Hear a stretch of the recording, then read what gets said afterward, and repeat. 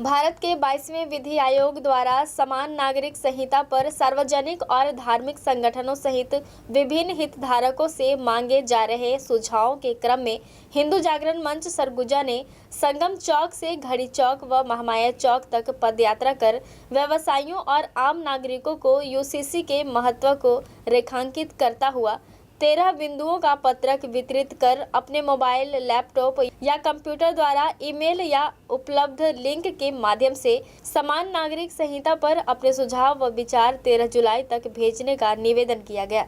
वहीं इस परिक्षेप में महामाया चौक व घड़ी चौक पर नुक्कड़ सभा का आयोजन कर विद्वान वक्ताओं के द्वारा इसके महत्व पर आम नागरिकों के साथ जानकारी साझा किया गया।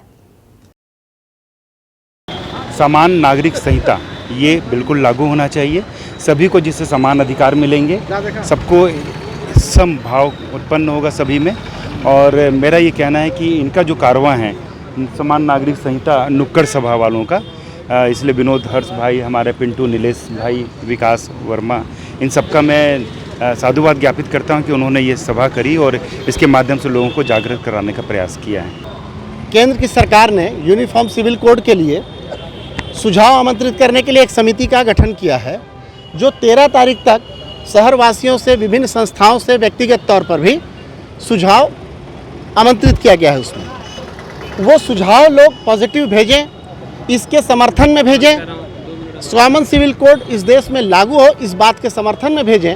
इस बात को का आग्रह करने के लिए हम लोग घूम घूम करके नगरवासियों से, जो इस बात से सहमत हैं कि इस देश में कॉमन सिविल कोड लागू होना चाहिए, वो अपना सुझाव भेजें। इस बात का आग्रह करने के लिए हम लोग ये कार्यक्रम कर रहे हैं। देखिए, यूसीसी का मतलब ही होता है कि ऐसा संविधान जो आम जनता से जिसका सरोकार हो, जो जुड़ा हुआ विषय होना चाहिए, जिनके रोज का लेना देना है, जैसे उसके विवाह का, उसके उत्तराधिकारी का, उसके माता पिता के रखरखाव का, उसके बच्चे के परवरिश का, पति पत्नी के दीर्घकाल तक संबंध स्थापित रहे, एक दूसरे के साथ संबंध विच्छेद करने जैसी स्थिति न हो। अगर ऐसी स्थिति निर्मित होती है तो उनके साथ किस तरीके का जस्टिफिकेशन होना चाहिए, इस बात का निर्धारण होना चाहिए। ये सारा चीज़ कॉमन सिविल कोड में आता है।